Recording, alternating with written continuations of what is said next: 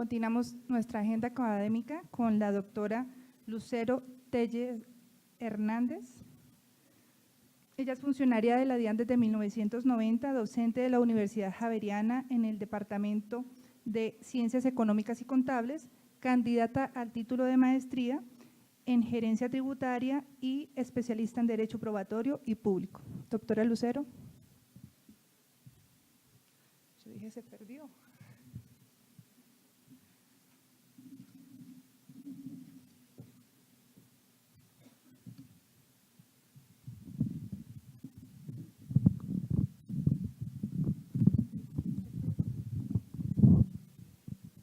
Bueno, muy buenas tardes. Agradecerle, por supuesto, a la doctora Sandra la invitación y sobre todo a ustedes, pues la resistencia de estar aún en el auditorio. Aspiro a que no los espante en los próximos 5 minutos. Soy una servidora pública convencida de que el servicio público, su nombre lo dice exactamente, es para servir.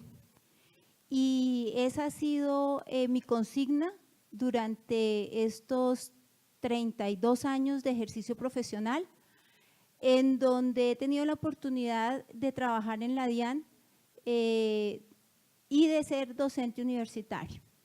Los voy a acompañar con 2 temas que para mí son muy importantes, que son los 2 regímenes especiales que trajo la Ley 1819.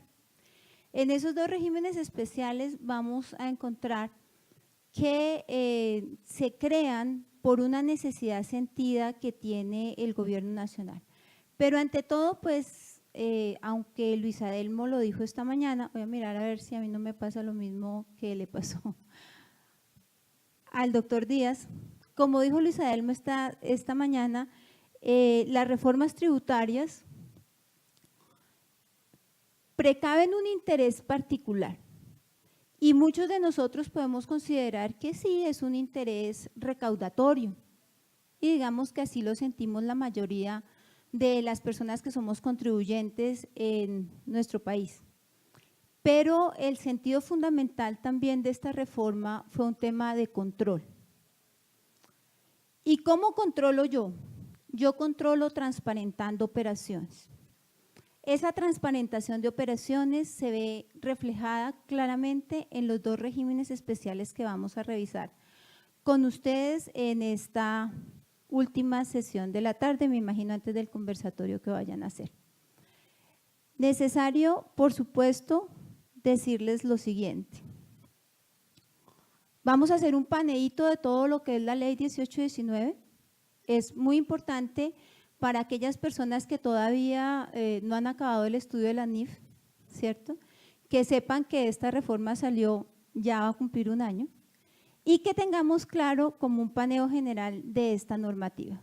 Se hace la reforma de la contribución o del impuesto de renta de las personas naturales, artículo 1 al 19, y allí pues ustedes se dan cuenta que cambió fundamentalmente. Eso quiere decir que el estatuto tributario y la norma fiscal fue impactada positivamente por la reforma tributaria y pasamos de la calidad de unas personas que eran el trabajador, el empleado y el otro a un solo sujeto que puede ser merecedor a tener las 5 cédulas de que nos habla la reforma tributaria en este aparte del artículo 1 al artículo 19.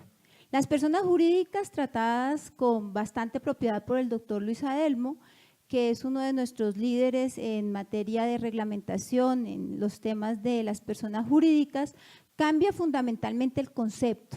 Y cambia el concepto porque veníamos acostumbrados a que teníamos como una ilusión, ¿cierto?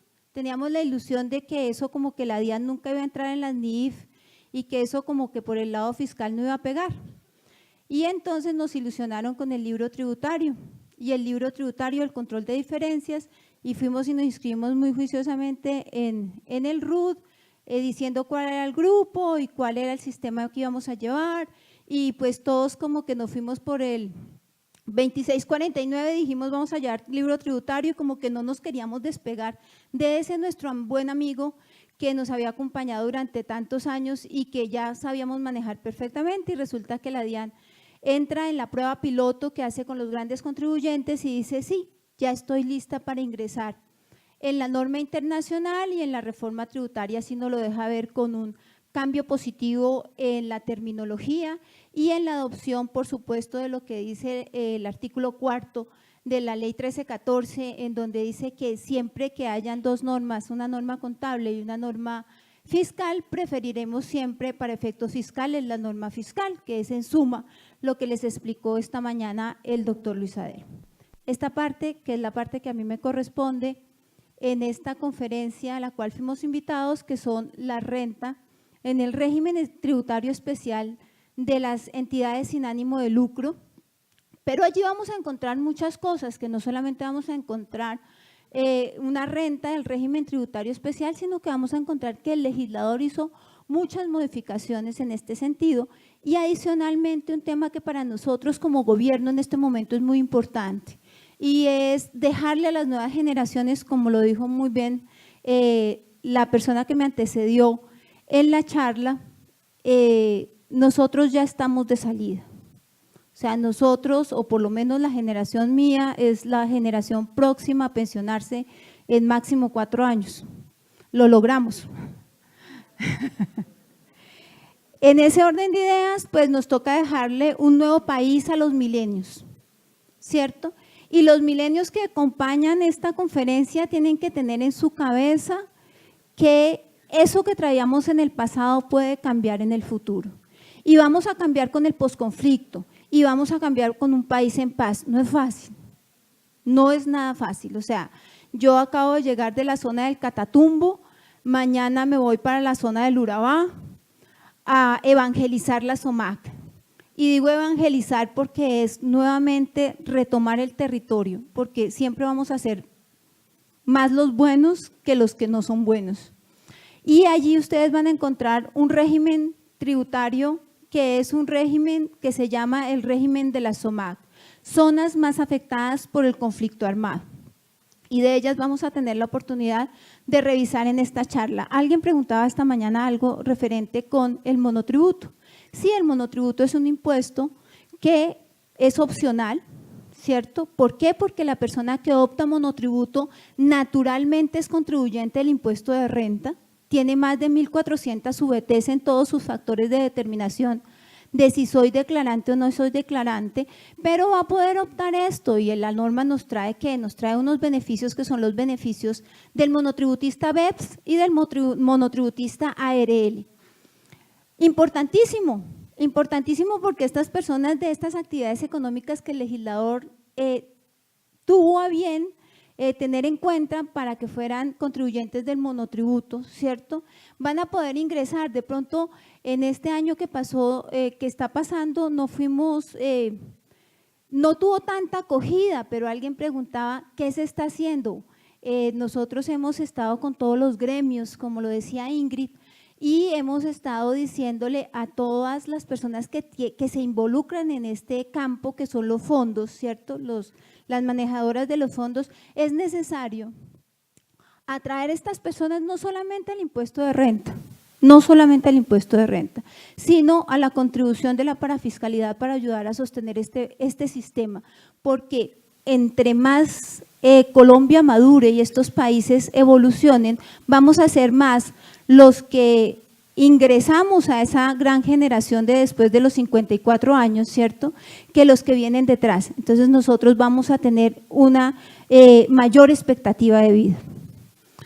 También vamos a encontrar en la parte 6 de la reforma tributaria todo lo que tiene que ver con los impuestos al consumo y por supuesto pues allí ustedes ya debieron revisar claramente el impuesto a las ventas, que es el impuesto al consumo por preferencia y al que remitimos en toda la legislación, pero también encontramos no solamente la tarifa y el incremento de la tarifa del impuesto a las ventas, sino que encontramos regímenes especiales dentro de ese impuesto a las ventas. Por ejemplo, la base para el impuesto verde del IVA que lo está ayudando a generar, que es que la sustitución de las neveras.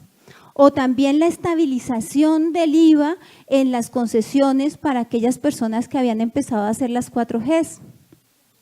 También encontramos el impuesto nacional al consumo y encontramos allí que el legislador se da cuenta que hoy por hoy, y ahorita que todos aquí somos padres o madres, ¿cierto? Necesario es decirlo, en la calidad que tenemos nosotros de docentes y de educadores, es que las generaciones nuevas van a ser mudas, porque ya ninguno quiere hablar, todo el mundo quiere mandar un mensaje por su celular y ya ni siquiera escriben, sino carita feliz, carita triste. Entonces de pronto a las nuevas generaciones se les va a olvidar ¿qué? Ese jeroglífico que es el abecedario. ¿Por qué? Porque está cambiando también la forma de expresarse, tanto verbal como físicamente. Entonces es necesario que el legislador también prevenga esto. Dijo, oiga, a mí en el impuesto nacional al consumo se me olvidó grabar en telefonía celular, se me olvidó grabar ¿qué? Los datos. Ahora la gente casi no habla, la gente escribe. ¿Por qué? Porque cuando tú estás en una conferencia te queda mal, ¿cierto? Empezar a hablar por teléfono, pero mandar un WhatsApp pues como que no queda tan mal. Entonces allí vamos a encontrar también una gran modificación en el impuesto nacional al consumo y nos traemos todo el tema de las concesiones y de las franquicias que las teníamos en restaurantes en el IVA, ¿cierto? Y nos las traemos a impuesto nacional al consumo homologando estas dos conductas o estos dos hechos generadores del impuesto. También encontramos el impuesto a las bolsas, ¿cierto? Como una de las partes de los impuestos verdes, y es un impuesto que uno dice, bueno, 20 pesos, pues 20 pesos no es la diferencia, ¿cierto? Pero ¿qué nos está dejando? Nos está dejando en el inconsciente que ya llega uno al mercado y entonces la señorita le dice con bolsa o sin bolsa y entonces uno piensa que le van a cobrar el impuesto y entonces uno coge todas las manzanas y todas las naranjas y dice sin bolsa, pues casi se estrella uno y se desparrama todo el mercado. Pero uno prefiere decir sin bolsa porque pues detrás de uno de pronto viene un millennium que si uno no dice sin bolsa lo mira mal, porque ellos sí saben de derecho ambiental, ellos sí saben de que están preservando su planeta. Todos los impuestos a la quema de combustibles fósiles también los vamos a encontrar en la reforma tributaria. Vamos a encontrar por supuesto un tema de que nos habló el doctor José Alfredo, que son los delitos contra la administración en términos fiscales. Encontramos los impuestos territoriales en donde lo que hace el legislador es un esfuerzo por compilar dos sentencias que tiene el Consejo de Estado para determinar con claridad en dónde se realiza el hecho generador y qué ente territorial tiene derecho al impuesto, ¿cierto? Entonces es un tema también bastante importante. En el tema del procedimiento, por supuesto, hay cambios fundamentales. Primer cambio, pues que cambiamos los términos de firmeza y aunque aquí nadie quiere hablar de sanciones, el régimen sancionatorio fue impactado más o menos en 36 sanciones y se empieza a hablar de conducta y se empieza a hablar de conducta para determinar ¿qué? Para determinar cuándo aplican o cuándo no aplican los principios en materia fiscal. ¿Y cuáles principios tenemos? Tenemos 4 principios, ¿cierto? El principio de lesividad, el principio de gradualidad, el principio de proporcionalidad y el principio de ¿qué? De favorabilidad. Entonces, todo eso, pues por supuesto, los profesionales del área contable y los tributaristas tienen que saberlo porque hay una gran diferencia entre decirle a mi cliente que va a pagar 100 millones o que va a pagar 10.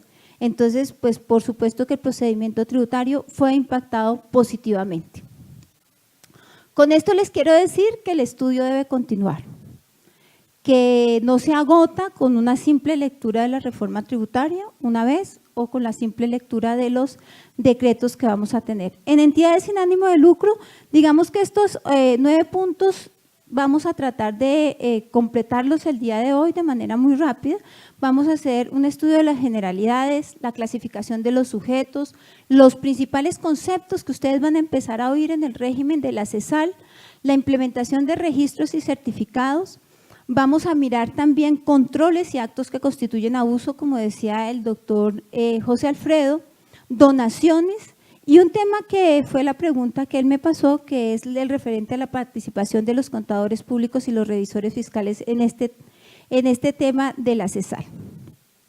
Antecedentes, ustedes los pueden revisar. Tenemos que las CESAL son muy importantes porque tienen el tema de ¿qué? El tema de actividades meritorias y el tema de los derechos de los cooperados, ¿cierto? Entonces ahí vamos a encontrar todo lo que son las cooperativas y las entidades sin ánimo de lucro de las que nos habla el Código Civil.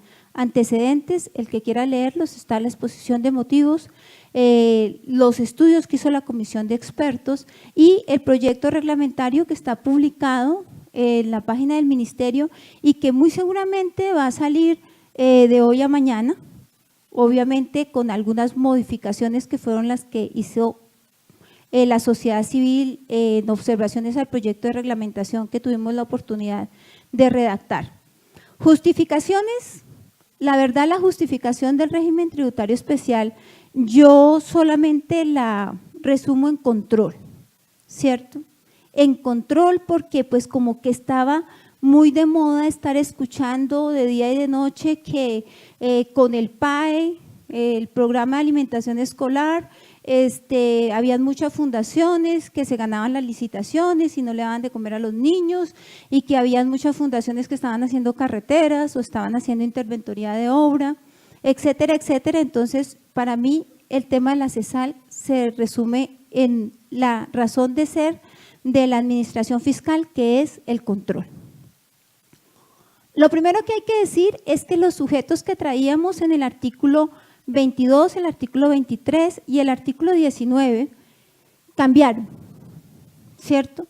Y ese cambio hace que estemos muy pendientes porque es posible que yo considere que mi entidad sigue siendo no contribuyente no responsable y de pronto me la pasaron a ser contribuyente y responsable. Vamos a revisar en este cuadrito que les vamos a dejar, aquí está cómo quedan en la reforma los artículos a los que yo les hago mención y ustedes van a decir, oiga, Lucero los colocó en desorden. No, este es un orden lógico fiscal. Puede que sea un desorden lógico en términos de ¿qué? Del articulado. Antes teníamos que en el artículo 22 del Estatuto Tributario teníamos las entidades que no son contribuyentes, ¿cierto? El legislador piensa, oiga, estas entidades no solamente son no contribuyentes, sino que son no contribuyentes no declarantes, ¿cierto? Y si yo no tengo que contribuir y no tengo que declarar cómo estoy, feliz, ¿cierto? Pero no contrato contador. Entonces, ¿cómo nos ponemos nosotros? Tristes. Entonces, estas entidades, digamos que son las que no tienen que hacer nada en relación con qué impuesto, con el impuesto de renta y complementario. Las del artículo 23 se llamaban otras entidades que no son contribuyentes. ¿Cómo quedaron con la reforma? Quedaron entidades no contribuyentes declarantes. ¿Y por qué no contribuyentes declarantes? Porque estas personas van a tener que presentar la declaración de ingreso y patrimonio. Entonces ellas quedaron menos bien que las otras porque sin embargo van a tener que mirar el decreto de plazos y van a tener un pequeño estrés, ¿cierto? Que es declarar dentro del plazo. Porque si no declaran dentro del plazo, tienen ¿qué? Sanción de extemporaneidad. Entonces, es muy importante que ustedes revisen porque en esto el articulado cambió. En el 19, que para efectos académicos, aquí para que no nos cansemos tanto, los vamos a llamar el A, quedaron los contribuyentes del régimen tributario especial. Y esos siguieron igual, pero de allí salieron muchos y entraron muchos. A este artículo 19 salen y entran. ¿Y salen y entran con qué? Con los parágrafos transitorios que nos propone el artículo 19 del estatuto. Pero en principio, todos los que estaban antes, a partir del 1 de enero del 2017, ya no están. Lo primero que dice el legislador es todas las entidades sin ánimo de lucro creadas a partir del 1 de enero del 2017 se considerarán para efectos fiscales ¿qué? Contribuyentes del régimen, del régimen ordinario del impuesto a la renta. Y allí, aquí que está representado asistencia, un área que yo quiero mucho en la DIAN, vamos a traernos el RUD otra vez al imaginario, ¿cierto? En el RUD ustedes van a encontrar la siguiente clasificación, lo decía el doctor Alfredo. ¿Qué es el RUD? Único instrumento que me identifica, porque está mi nombre y mi NIT. Me ubica, porque está una dirección física una dirección electrónica y un ¿qué? Teléfono. Y me clasifica. ¿Por qué? Porque lo primero que usted encuentra es una actividad económica y las responsabilidades en materia tributaria, aduanera y cambiaria, que es el core del negocio de la DIAN, ¿cierto? Entonces ustedes allá van a encontrar que en la clasificación hay un espacio para responsabilidades y tratándose del impuesto de renta, ustedes van a tener la misma responsabilidad, digamos, en relación con el impuesto de renta, dividida en codificaciones diferentes. Entonces vamos a decir, levantemos la manita para no dormirnos. 5. Régimen tributario general del impuesto de renta. 4. Régimen tributario especial del impuesto de renta. 6. Declarante de ingreso y patrimonio. Y entonces ahí ustedes van a saber si la personita está, ¿sí?, dentro del artículo 22 del estatuto, dentro del artículo 23 o dentro del artículo 19. ¿Por qué? Porque eso es lo que va a clasificar a estas personas en relación con el impuesto de renta. ¿Listo?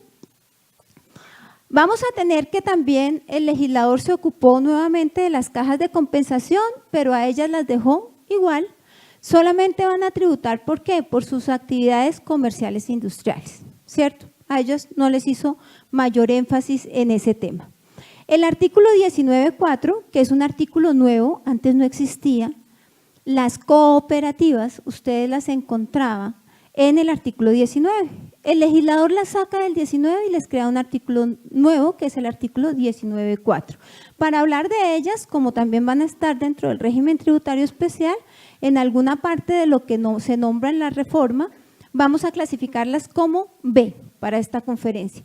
Y nos habló de un tema que nos interesa mucho y que no existía, que son los contribuyentes de renta y complementarios, que son las propiedades horizontales. Y allí vamos a tener que tomar una legislación que de pronto para nosotros es exótica, que es el POT, Plan de Ordenamiento Territorial, que es el que dice cómo se hace el uso del suelo, ¿cierto? Y entonces él le dice, clasifiquemos las propiedades horizontales en dos grandes categorías. Las residenciales, que son no contribuyentes no declarantes, ¿cierto? Por esencia, y cojamos unas y volvamos las declarantes. Y entonces el legislador dijo, bueno, ¿qué diferencia hay que en el centro comercial Gran Estación, en la mitad del pasillo esté Juan Valdés y que tú arriendes un local para que pongan un Juan Valdés? Pues la diferencia era que Gran Estación es una propiedad horizontal y por ese arrendamiento no pagaba impuesto y era un ingreso, ¿sí?, susceptible de incrementar el patrimonio, que es que el hecho generador del impuesto de renta. Y entonces el legislador dijo, oiga, y yo no es que hablo de equidad y de que esto tiene que haber progresividad y que vamos a mirar los principios tautológicos de la igualdad. Entonces el legislador dijo, bueno, entonces vamos a hacer una cosa. Todas las propiedades horizontales van a quedar no contribuyentes, no declarantes, porque ellos tienen una ley propia que dice que estarán exentos de todos sus impuestos, ¿cierto? Pero si hay una propiedad comercial o industrial que explote sus áreas comunes, por la explotación de esas áreas comunes me vas a pagar el impuesto. ¿Listo? Doctora Lucero, profesora Lucero, amiguita, dígame una cosa, y si yo tengo una propiedad horizontal, comercial o industrial, pero yo no exploto las áreas comunes, te quedaste no contribuyente, no declarante. Oiga, no, pero es que yo vivo en un conjunto residencial porque ya nadie vive en barrios, ¿cierto? Los barrios se están acabando ahora. ¿En qué conjunto vives?, le dicen a uno. Entonces, yo vivo en el conjunto María 8. ¿Esos son qué? Propiedades horizontales. Imagínense que en mi propiedad horizontal yo tengo un espacio muy grande como este y lo voy a dividir. Entonces, uno lo voy a dejar para el salón comunal, eso es una explotación del área común, ¿cierto? Otro lo voy a dejar para la tienda comunal, lo voy a arrendar, eso es otra explotación comercial. Y otro, pues como hay tanto niño chiquito, voy a colocar un jardín infantil. Ese ingreso no es grabado hasta el momento. ¿Por qué? Porque la residencial, independiente de lo que haga o que haga explotación de áreas comunes, el legislador no la tocó. Y como el legislador no la tocó, entonces ellas quedaron ¿qué? No contribuyentes, no declarantes. Totalmente entendido, me imagino ahí, para que no tengamos dificultades más adelante.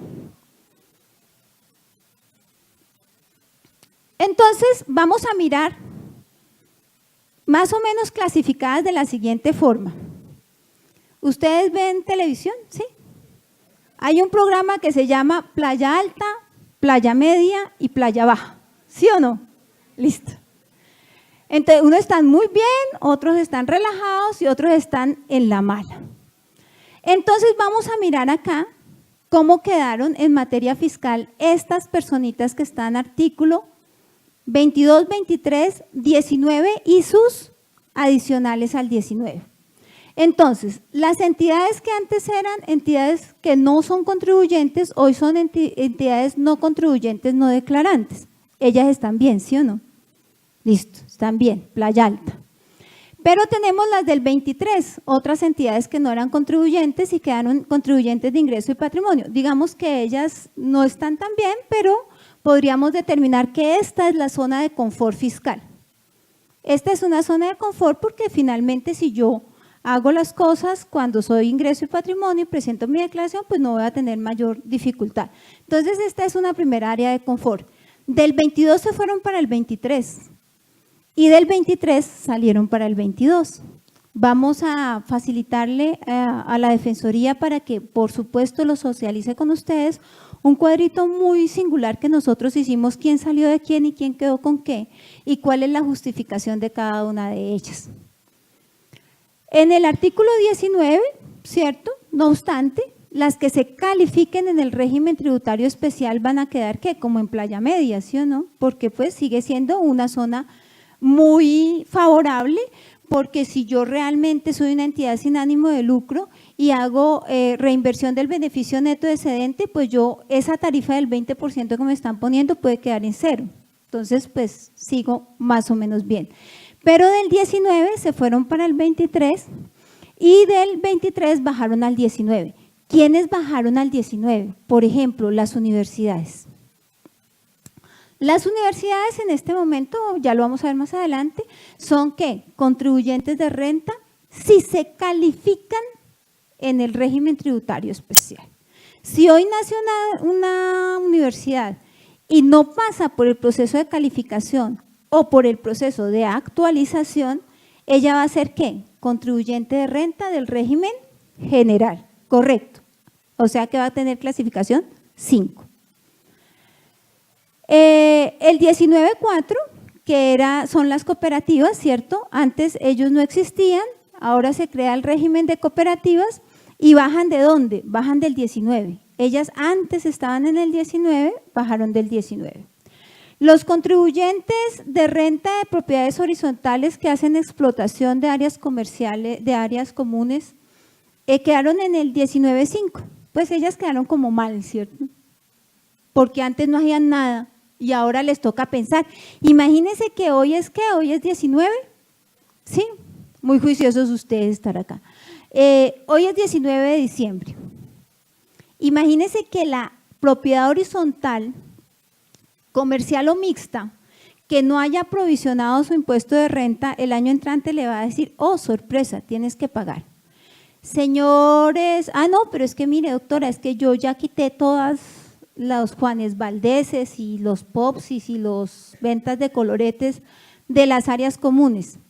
Sí, tú ya quitaste eso, pero este aviso que dice aquí, venga al almacén no sé qué, ¿cierto? O compre tal televisor, eso es propaganda, usted la está cobrando. Eso es una explotación de un área común. Y el aviso que tiene en la escalera eléctrica, esa es un área común, esa es explotación de área común, ¿cierto? Y si usted le está arrendando el sitio al cantante para que el cantante vaya y haga su show, eso es explotación del área común. Entonces, ¿qué costos y qué gastos le va a usted a asociar a esa explotación del área común? Usted va a decir que para el aviso que tiene ahí, que dice, una entidad que ya se ha acabado, Comcel, que dice Comcel, ¿sí? ¿Usted cree que eso que usted está haciendo ahí no es explotación del área común? Sí, señor, eso es explotación del área común. Y dígame, ¿cuántos celadores necesita para cuidar esa pared? Porque yo me imagino que ahora dirán que todos los celadores, ¿cierto? Y todas las aseadoras las voy a asociar ¿con qué? Con ese ingreso. Y pues para cuidar eso, pues su merced. Sí, si hay un celador, no hay 8. O sea, usted tiene los 8 celadores para cuidar ¿qué? Los establecimientos que hay en la propiedad horizontal y las otras áreas comunes. Pero no la tiene para cuidar solamente eso. O sea, que ojo, ¿qué costos y qué gastos le voy a asociar? Ese es un tema que en este momento el que no se haya dado cuenta va a estar muy interesante. Estas propiedades horizontales, ¿de dónde descendieron? Del artículo 22, ¿cierto? Porque ellas eran no contribuyentes, no declarantes. El artículo 19.2 nos deja las cajas de compensación en, digamos, las mismas condiciones que ellas venían. Entonces, nosotros vamos a concentrar todos nuestros esfuerzos, como ya les dije, en estas dos, cuando ellas se vuelvan régimen tributario especial en el impuesto de renta. En la primera línea van a encontrar ustedes la zona de confort, en la segunda línea van a encontrar playa media y en la tercera línea van a encontrar playa baja, ¿cierto? Importantísimo que lo revisen, los cambios fueron unos cambios fundamentales, lo corto del tiempo no nos lo permite, pero pues con muchísimo gusto les socializamos un trabajo que elaboramos con el doctor Álvaro Sánchez, quien iba a venir a dictar esta conferencia, pero tuvo otros compromisos y que se lo elaboramos a una universidad donde los dos trabajamos. Listo. Aquí vamos a tener quienes quedaron en el 19. Esto ustedes no lo van a encontrar en la ley 18-19. Ustedes lo van a encontrar ¿en dónde? En el decreto reglamentario. En el decreto reglamentario que ya está publicado y este artículo está pasando tal cual está en el despacho del señor presidente, está exactamente igual. Entonces dice ¿quién? Los del artículo 19 son las asociaciones, fundaciones y corporaciones constituidas como entidades sin ánimo de lucro. ¿Ellas en dónde encuentro yo? ¿Cómo las constituyo? Las encuentro en el Código Civil. Instituciones de educación superior aprobadas por el ICFES que sean ESAL, ¿cierto? ¿Ellas dónde las voy a encontrar? Pues generalmente todas ellas van a estar ¿en qué? Nombradas en Ley 30. Los hospitales, pero los públicos, ¿no? Constituidos como personas jurídicas que sean entidades sin ánimo de lucro. Hospitales privados, privados. Aquí vamos a encontrar otras personas jurídicas que son las que se dedican a todos los temas de salud que hayan sido aprobadas por el Ministerio de Salud. Ellas también van a quedar clasificadas en el artículo 19. Y las ligas de consumidores. Ahí tienen ustedes los que quedaron en el 19 y todo el régimen cooperativo que quedó en el 19.4.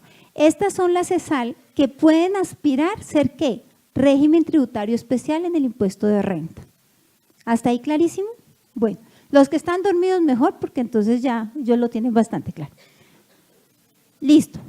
Vamos a revisar una terminología porque yo les prometí que habían unos términos que son importantes, ¿cierto? Alguien que me ayude, ¿cuál es el antónimo de nuevo? No, pero ¿cómo me dicen así? A ver, yo vine de buena voluntad, ¿cómo así que vieja? No, no me traten mal. Vamos a establecer una cosa, para el régimen tributario especial, a las nuevas se les contraponen las preexistentes. Entonces, doctoras, nosotros lo que somos es preexistentes. entonces vamos a mirar que las preexistentes son las que se constituyeron del 31 de diciembre del 2016 hacia atrás. Y las nuevas son las constituidas del 1 de enero del 2017 hacia adelante. Listo. Oiga, Lucero, pero el decreto reglamentario no ha salido. Y eso nos tiene como angustiados, ¿cierto? Muy seguramente el señor presidente y el equipo de trabajo va a dejar un artículo de vigencia transitoria y va a aceptar que estas personas constituidas que no pudieron inscribirse de manera rápida en la clasificación 4 régimen tributario especial, pues ellas ¿qué?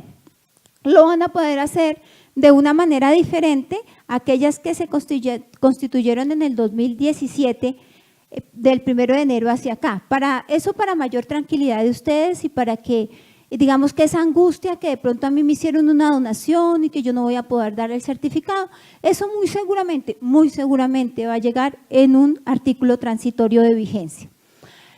Que no requieren calificación y que requieren calificación.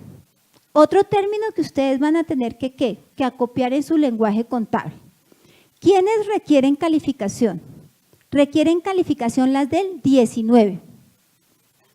¿Quiénes les dije que requerían calificación? Listo. Y ya sabemos todos cuáles son las del 19, ¿cierto? Listo. ¿Quiénes no necesitan calificación?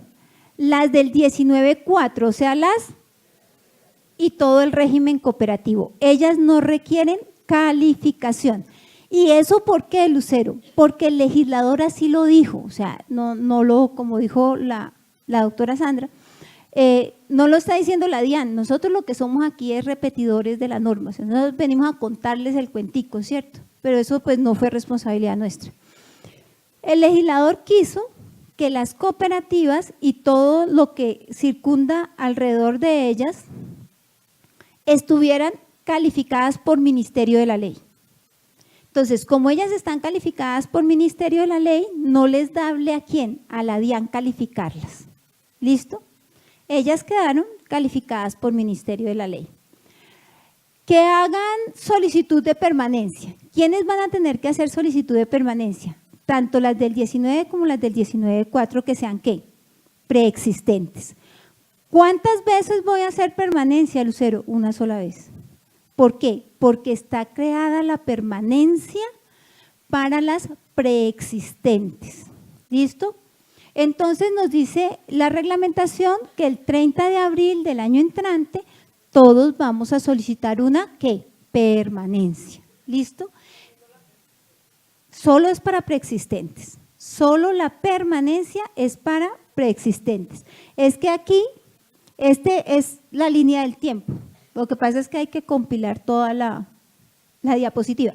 Pero la permanencia se solicita por una sola vez. Si les queda alguna duda, el primer capítulo que trae el decreto reglamentario se llama definiciones. Y en definiciones se dice claramente qué es una permanencia, qué es una preexistente, qué es una nueva, qué es calificación, quiénes no requieren calificación y en el siguiente capítulo vamos a establecer ¿qué? Los sujetos del régimen tributario especial. Digamos que el decreto es bastante didáctico en ese sentido. Y para que les quede en el recuerdo vamos a hacer un examen, porque aquí la doctora Sandra nos dijo, bueno, si hay muchas preguntas, malo, porque quiere decir que fue mala la conferencia. Si hay pocas preguntas, malo, porque quiere decir que todos estaban dormidos. Entonces nosotros vamos a hacer las preguntas acá para que ya a ustedes les quede en el inconsciente las respuestas. ¿Quiénes son nuevas o quiénes pueden ser nuevas? Las del A y las del B, o sea, 19 y 19.4, porque hoy puede estar naciendo una cooperativa, ¿cierto? Hoy puede estar naciendo una universidad, hoy puede estar naciendo un hospital. Entonces, nuevas tienen la vocación de ser ¿qué? Todas. ¿Listo? Entonces, nuevas, por eso tienen una X, nuevas son todas.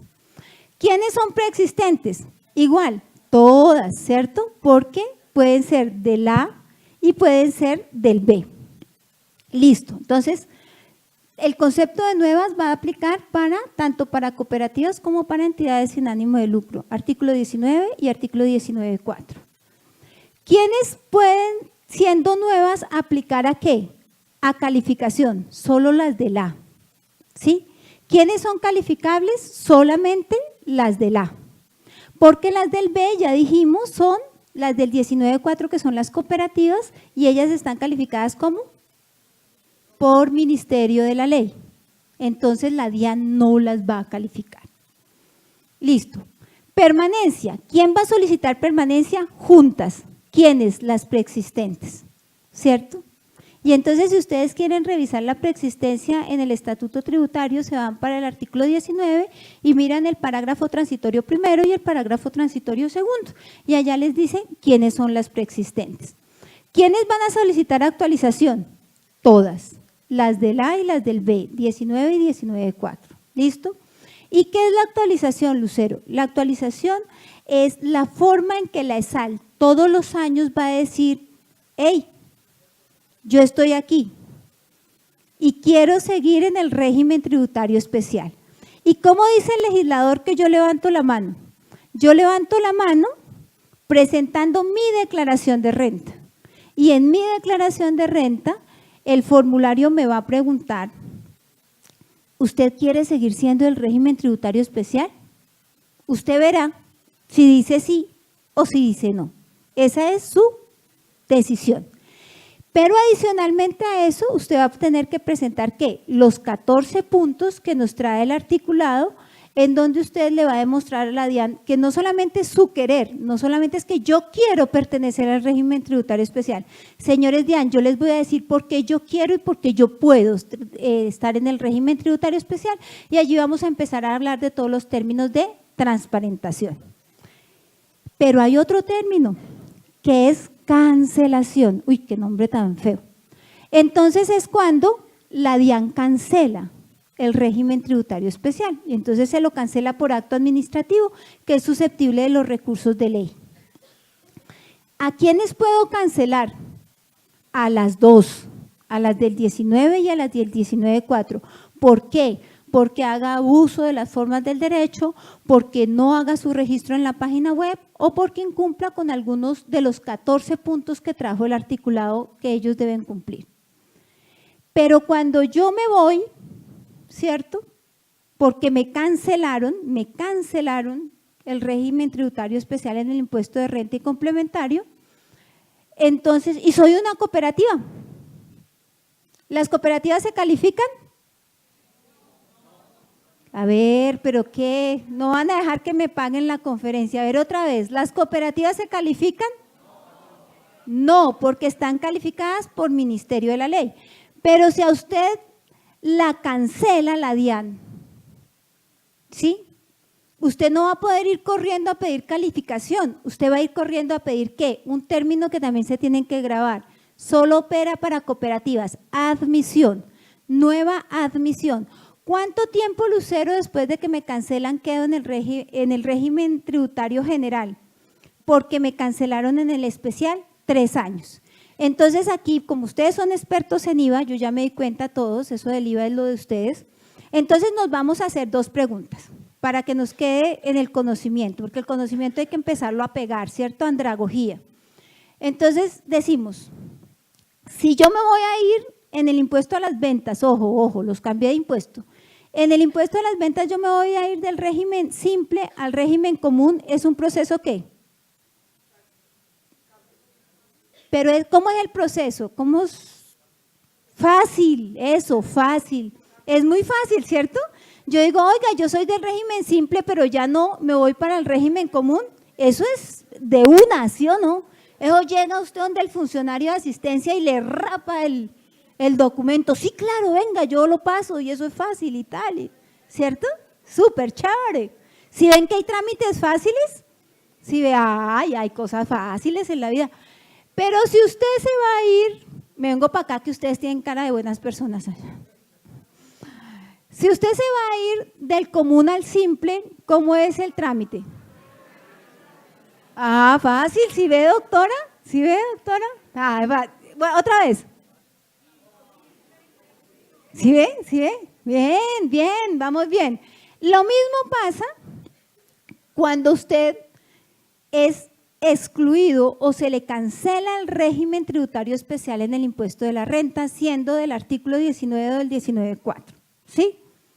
Si a usted lo cancelan, usted se tiene que demorar 3 años por fuera del régimen, ¿sí? Igual que cuando usted se va a pasar del común al simple, son 3 años. Entonces, mire que el legislador es buena papa, porque nos puso el mismo término, entonces es fácil de acordarnos de él, 3 años, ¿listo?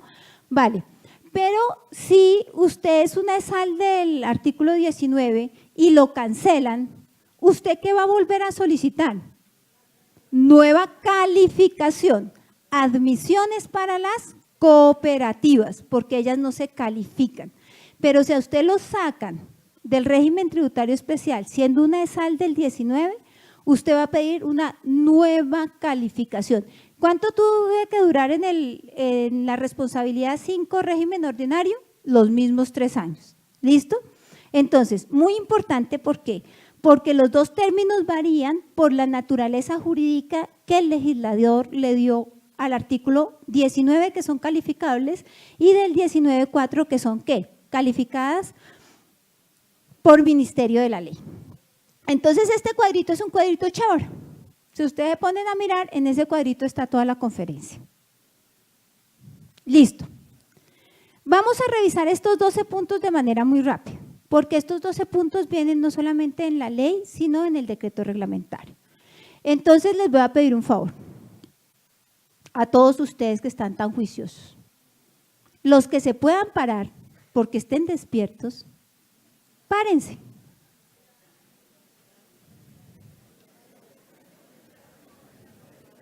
Pero no les dije que hicieran ruido. A la persona que tengan más cerca, enfréntensele, así, de frente, como somos los contadores, frenteros. Listo. Y doctor Guerrero, ¿me va a hacer el favor usted? Hágame el favor aquí, que les vamos a enseñar a estos niños una cosa que me enseñó mi madre, para que vean que mi madre no era tributarista, pero la cucha tenía sus ideas. Listo, venga, doctor Guerrero, acérquese más para acá, yo todavía no muerdo. Ahí, doctor Guerrero, ahí, tampoco. Imagínense que entre ustedes, igual que entre el doctor Guerrero y yo, hay una pared de ladrillo. Hagan una pared de ladrillo, ¿sí? Entonces, yo me estoy conquistando al doctor Guerrero. Y lo traje a la conferencia. Entonces, como aquí hay ¿qué? De ladrillo, o sea que él no me puede ver, ¿cierto, doctora?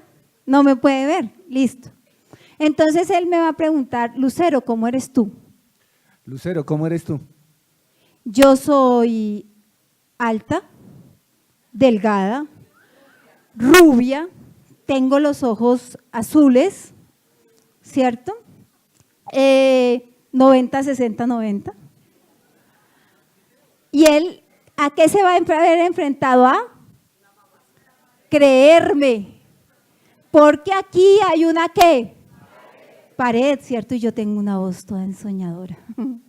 Entonces el hombre de peligro cae, ¿cierto? Listo. Gracias, doctor Guerrero. Se pueden sentar.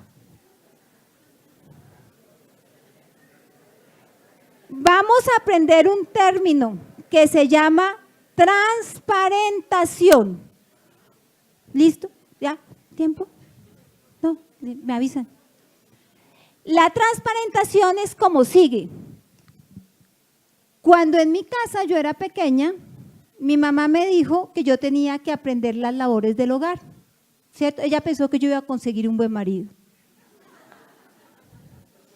Y entonces mi mamá me dijo, le voy a enseñar cómo se limpian los vidrios. Entonces vamos a hacer cuenta que aquí no teníamos una pared, sino un vidrio totalmente sucio. Y entonces mi mamá me dijo, coja un balde, ¿cierto?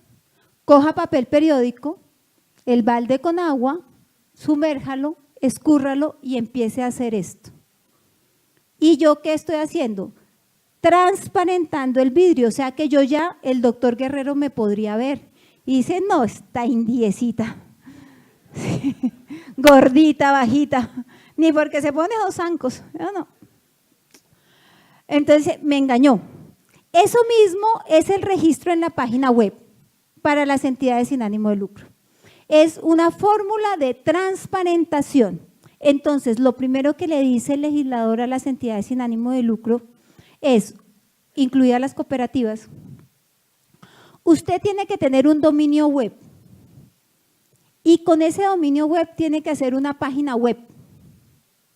O sea que entidad sin ánimo de lucro que no tiene para comprarse el dominio web y hacer una página web no va a pertenecer ¿a qué? Al régimen tributario especial.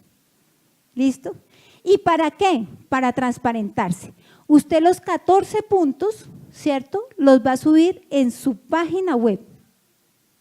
Y si usted los sube en su página web, ¿hay violación al derecho a la intimidad? No, porque usted mismo lo subió y es su página web.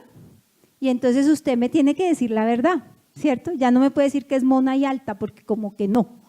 Entonces, en ese orden de ideas, la DIAN va a ser ¿qué? Un espejo. La DIAN va a reflejar en su página también su página web y los 14 puntos que usted subió en la página web. ¿Para qué? Para que la sociedad civil, o sea, todos nosotros, recuerden, todos nosotros somos nación.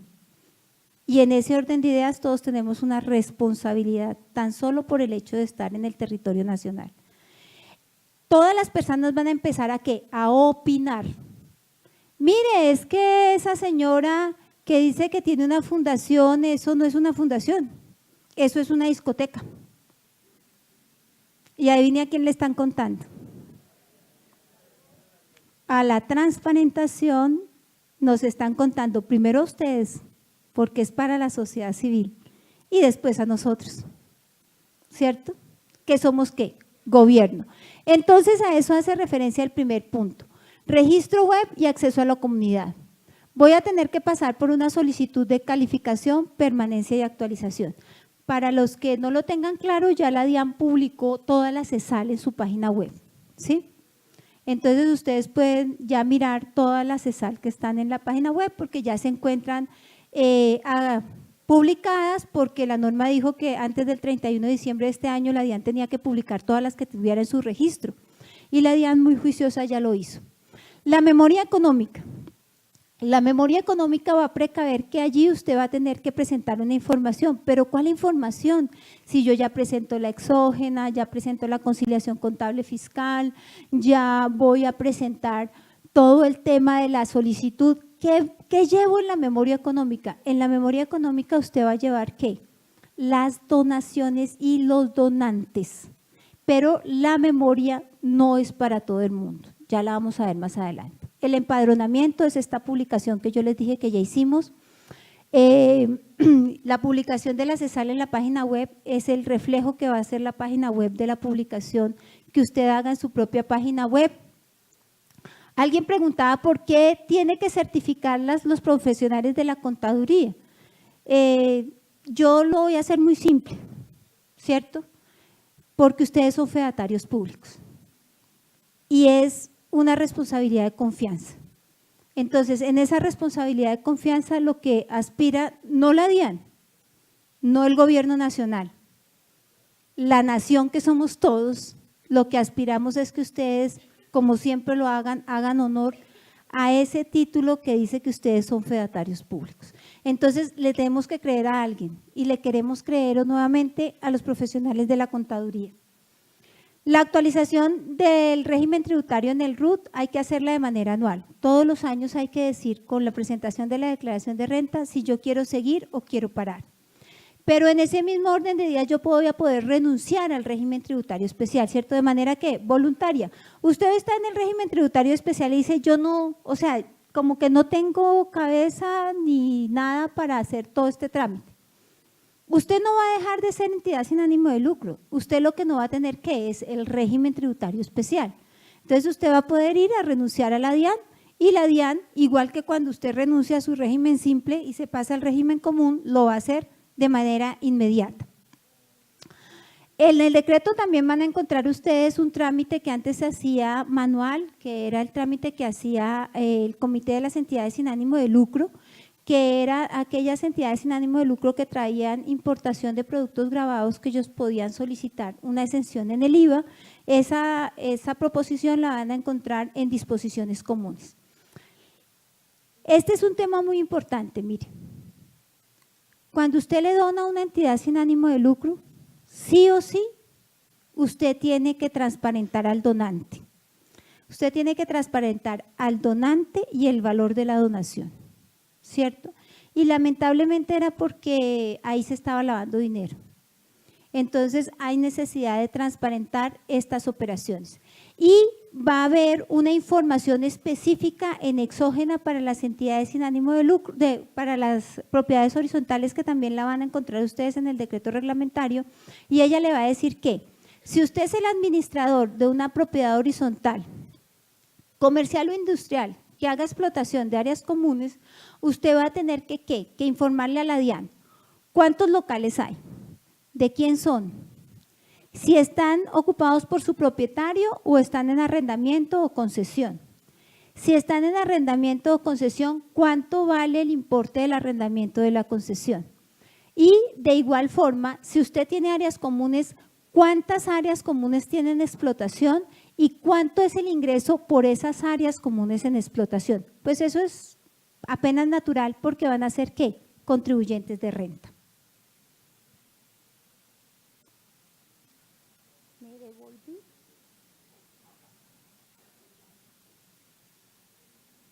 Listo, estos son los registros que ustedes van a llevar, y aquí me voy a detener solamente en el registro de los contratos.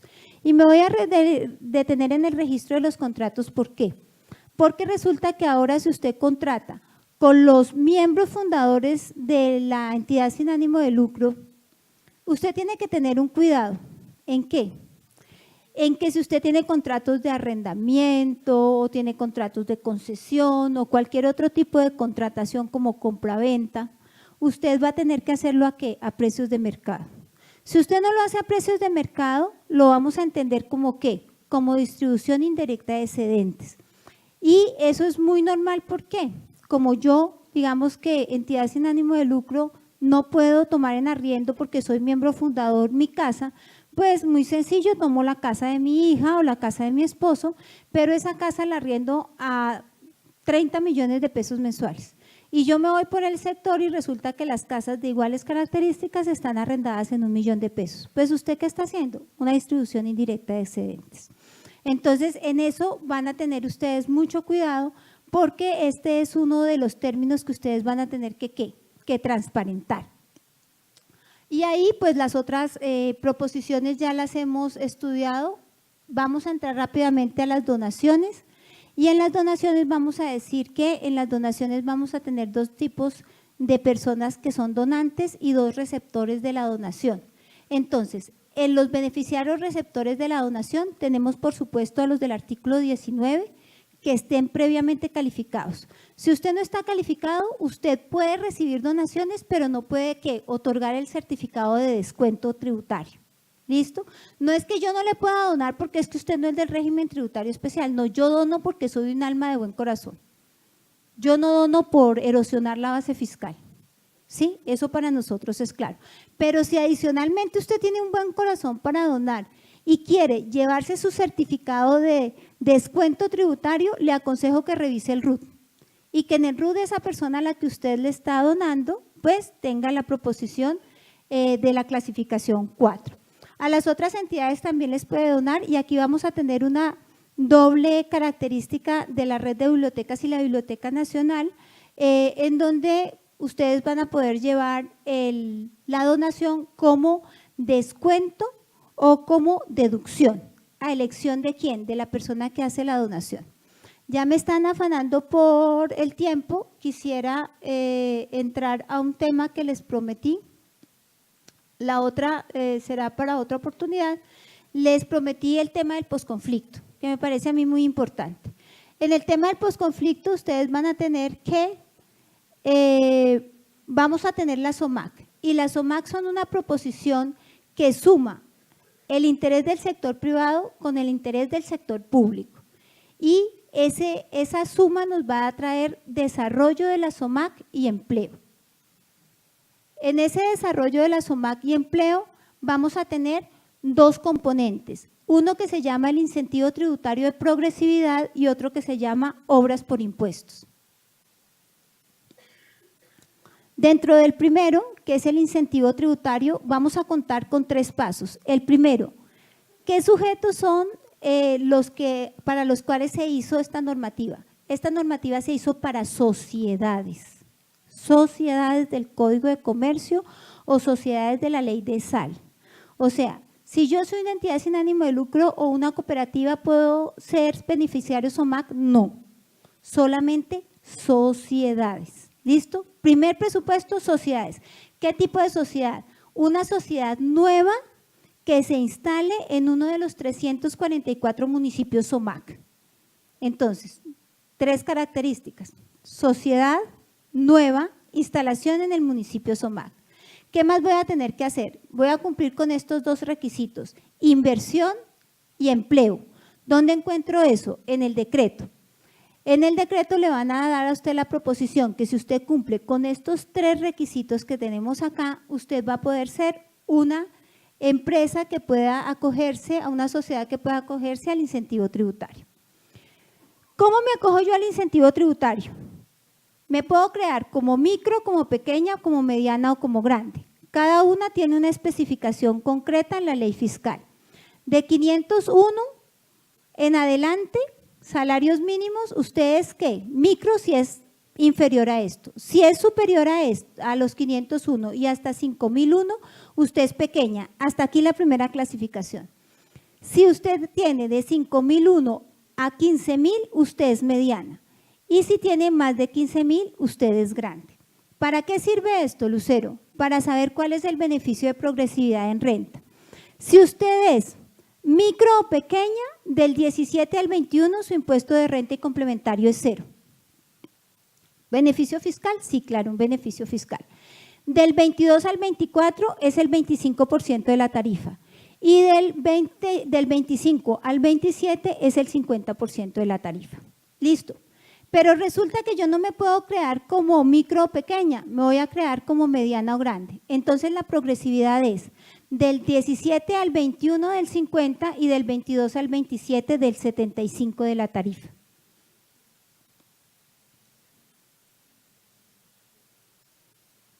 ¿Qué tengo que cumplir para ser micro, pequeña, mediana o grande? Que los activos totales de creación cumplan con los requisitos de la tabla para ser micro, pequeña o grande. ¿De quién es esta decisión? Esta decisión es del empresario. El empresario decide crearse como micro, pequeña o grande. ¿Qué trámites tengo que cumplir? 1. Creación de la sociedad nueva, ¿sí? En un documento público o privado. No interesa si es público o privado. Lo segundo, registrarme en la Cámara de Comercio de la jurisdicción del municipio SOMAC donde me voy a instalar. Lo tercero, un registro ante la DIAN, o sea, el registro único tributario ante la DIAN, pero voy a tener una característica allí, que es que yo voy a tener un apellido. Yo me voy a llamar Lucero Telles Sas SOMAC. ¿Por qué? Porque igual ese beneficio de progresividad en renta usted lo va a tener en retención en la fuente. Entonces es necesario que usted se identifique como SOMAC en su nombre. Y debo cumplir con 2 proposiciones que ya les había numerado, que es inversión y empleo. ¿Quiénes no pueden acogerse a la proposición de la SOMAC independientemente que sean nuevas y se instalen en la SOMAC? 3 actividades económicas. La primera, extractivas de minería, extractivas de hidrocarburos y sociedades portuarias que hayan sido nombradas grandes contribuyentes. ¿Por qué? Porque indiscutiblemente pues esa es su zona de influencia y ellos allá no van a hacer ningún esfuerzo adicional. Entonces ellos son los únicos, las únicas actividades que no se pueden constituir como SOMAC para ser beneficiarias de la progresividad en renta son estas 3 actividades económicas que les acabo de nombrar. Inversión. ¿En qué tengo que hacer la inversión? La inversión la tengo que hacer en propiedad, planta de equipos o en inventario. ¿En qué tengo que hacer el empleo? El empleo tiene que ser un empleo directo y tiene que ser por contrato laboral. ¿Cómo sé yo cuánto empleo y cuánta inversión tengo que hacer? Ustedes se van al anexo del decreto y en el anexo del decreto van a encontrar una tabla muy similar a esta. Viene la clasificación de la actividad económica SIU a 2 dígitos y la descripción de la actividad económica, exactamente igual a la resolución SIU. Si usted es micro y es confección de prendas de vestir, va a tener que invertir 36 salarios mínimos y va a tener que generar 2 empleos.